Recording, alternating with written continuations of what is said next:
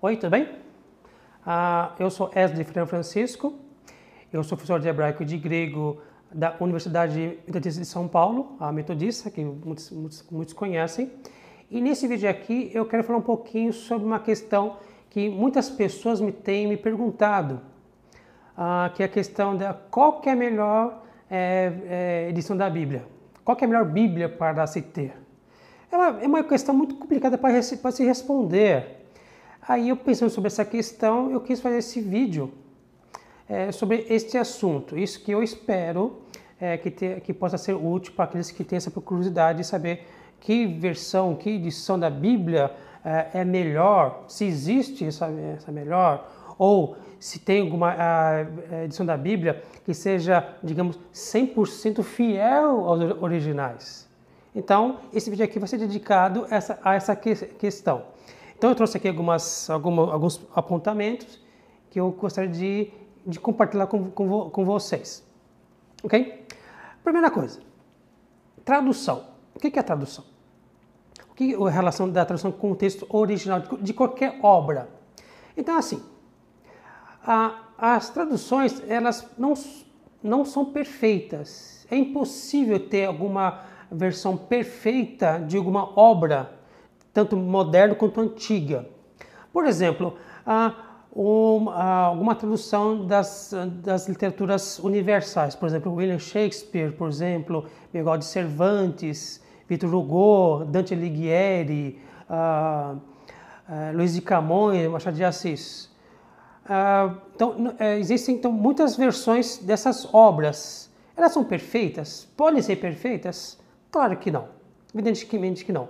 Então, nesse processo de tradução da obra do original até a língua de tradução, sempre existe uma espécie de perda nesse processo. É natural. Tá? Então, é impossível qualquer tradução ser, digamos, perfeita. O que se pode ter, lógico, são boas traduções sérias que procuram ser fiéis ao texto original. Agora, perfeição é algo muito complicado, muito difícil. Por exemplo, pegar uma obra em português e que tem a palavra saudade. A palavra saudade só existe na língua portuguesa. Como vai ser traduzir essa palavra para outra língua? Então, alguém de um outro idioma pode traduzir como sentir falta, falta de, assim por diante. Mas são aproximações dessa palavra, saudade. Então, só nessas questões, a tradução não pode ser, digamos, perfeita. Não tem como ser isso. Em relação ao texto bíblico da Bíblia, eu vou me ater mais à questão do texto bíblico hebraico, que eu estou trabalhando. É algo ainda mais complexo, eu diria.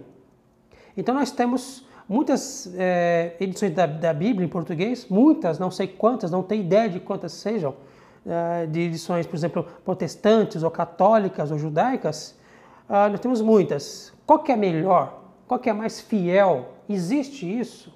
É muito complicado. Pela minha experiência de trabalhar no Antigo Testamento interlinear hebraico-português, eu posso falar de várias coisas que eu tenho experimentado, que eu tenha visto ao longo desse processo.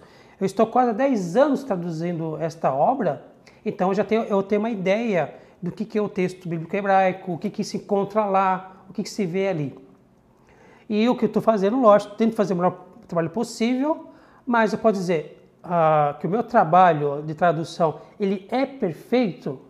Ele pode ser perfeito? É possível ser perfeito? Eu vou dizer para vocês, não.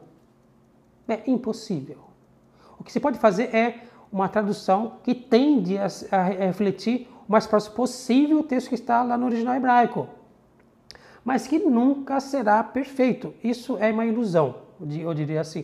Não sei se essa palavra cabe muito dizer aqui, mas enfim, mas é uma utopia. Esperar que exista uma versão da Bíblia que seja perfeita. Não dá. O que se vê no texto bíblico hebraico? Existem várias coisas. É um texto muito antigo. As partes mais antigas datam mais ou menos do século XII antes da era cristã, século XII, século XI mais ou menos, e o texto mais recente, século II antes da era cristã. Então são 1000 anos de escrita, e que o texto, que é a língua hebraica, foi desenvolvendo ao longo desse tempo, não um texto uniforme. Então, nós temos pelo menos 3 períodos do hebraico bíblico: o hebraico arcaico, o hebraico pré-exílico e o hebraico pós-exílico. Então, 3 períodos de tempo. E cada uma delas tem suas características, as suas peculiaridades, vamos dizer assim. E que isso, para a tradução, pode gerar algum tipo de dificuldade. Outra coisa ainda. O texto da Bíblia hebraica contém mais ou menos, aproximadamente, 8.000 vocábulos. 8.000.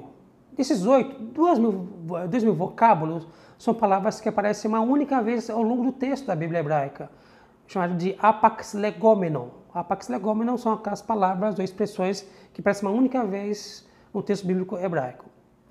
Nem sempre são palavras fáceis de serem traduzidas. Então, nem sempre. Então, várias palavras possuem significados, digamos, aproximados, outros são quase que desconhecidos.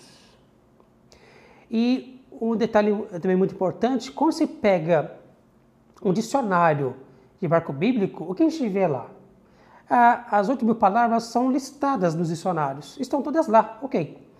Mas muitas, eu diria assim, que muitas palavras nós encontramos certas definições, como por exemplo, palavra de significado desconhecido,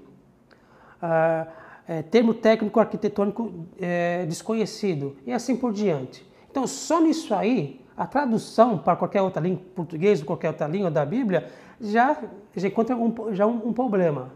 Então, já por isso aí, por esses 2 exemplos que eu falei agora, palavras únicas e palavras que não têm significado, já tornam a tradução não perfeita.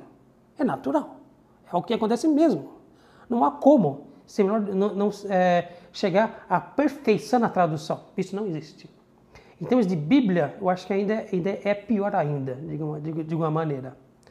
Então, eu quero ler com vocês aqui um pequeno trecho sobre um pequeno comentário sobre o capítulo 1 de Ezequiel, do profeta Ezequiel. Aquele capítulo que o Ezequiel tem aquela visão daquela carruagem, com aqueles seres misteriosos.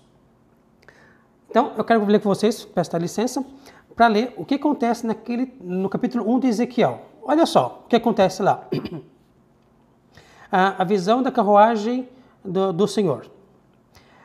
Texto de redação muito complexa e bastante confusa, com várias situações de apax legomena, além de tradução dificílima. Os versículos 4, 5, 8, 9, 10, 12, 13, 15, 17, 18, 23 e 27 são particularmente de redação muito complicada e muito inusitada. Constata-se que há frequente troca ilógica de sufixos pronominais masculinos por femininos em várias palavras. Troca de pronomes demonstrativos no plural por pronomes demonstrativos no singular em alguns vocábulos, entre outras situações de ordem gramatical, o que torna o texto muito hermético e de difícil tradução. As diversas versões bíblicas em português apresentam variadas interpretações do texto. No Antigo Testamento interlinear, hebraico-português, procurou-se apresentar tradução que tende a refletir o mais próximo possível o texto original hebraico, apesar de o mesmo ser um tanto quanto obscuro e bastante confuso em muitos trechos. Então, só por esse comentário sobre o capítulo 1 de Ezequiel, dá para ter uma ideia que as traduções da Bíblia não podem ser perfeitas. Não há como ser.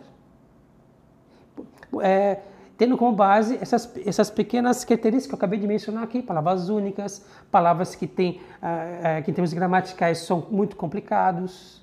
Então, assim por diante. Então, esse tipo de coisa nós vemos no texto bíblico hebraico. Então, todo tradutor que for traduzir a Bíblia do hebraico vai deparar com esse tipo de situação. Agora, esse tipo de coisa que eu comentei agora também foi visto nas antigas versões da Bíblia, como por exemplo, Septuaginta, que é a versão para o grego, o Vulgata, a versão para o latim e assim por diante. Já naquela época, os tradutores também depararam com esse tipo de problema, com esse tipo de situação. O que se vê de maneira muito curiosa na Septuaginta, na versão grega, é que em vez dos tradutores traduzirem as palavras, aquelas bem difíceis, o que eles faziam? Transliteravam. O que era transliterar? É trocar as letras. Uma palavra com letras hebraicas, você troca para letras gregas ou latinas, assim por diante. Isso chama de transliteração. É um recurso que eu também adotei em algumas passagens, em algumas palavras no Antigo Testamento interlinear hebraico-português. Então, isso também é outro fator de dificuldade do texto, que você não consegue saber o que é exatamente e você faz uma transliteração daquela palavra. Então, outro detalhe que mostra também que é impossível fazer uma tradução perfeita do texto bíblico hebraico.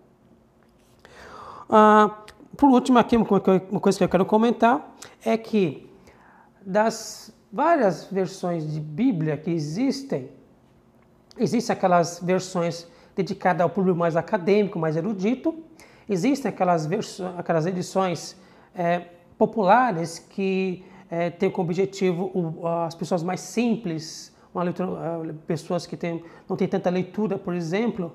Então, existem vários tipos de edições e que nós temos e que é necessário que tenha mesmo, que existam mesmo muitas edições da Bíblia e para vários tipos de público. Né? Então, isso é salutar, isso é muito bom. Agora, esperar que uma delas seja perfeita é algo que não acontece mesmo. Mesmo aquelas que sejam bem técnicas, aquelas que sejam, como por exemplo, uma edição como a que eu estou fazendo, interlinear hebraico-português. Apesar de ser rigorosa, mesmo assim, ela não pode ser considerada uma tradução, digamos, perfeita ou perto disso. O que se pode ter é boas versões, boas edições que reflitam, no geral, o texto que está lá. Agora, finalizando, quem quiser realmente saber o que está realmente nos textos, tem que partir para os textos originais. Quem quiser, por exemplo, saber o que William Shakespeare escreveu nas suas peças, tem que saber inglês. Ler inglês, original inglês. Ou conhecer saber como que é o texto do Don Quixote, Miguel de Cervantes, tem que saber espanhol, ler espanhol. Ou alguém estrangeiro querer saber como que é o texto de Memórias Póstumas de Brás Cubas, do Machado de Assis, tem que saber o português. Então, a mesma coisa eu diria também, aqueles que querem saber como que o texto está realmente da Bíblia, é o texto original, para aqueles que possam ler o original. Enfim, espero que essas pequenas observações possam ter ajudado vocês a ter uma ideia sobre o texto da Bíblia no hebraico e as dificuldades que o tradutor pode encontrar ali. Até a próxima, tchau!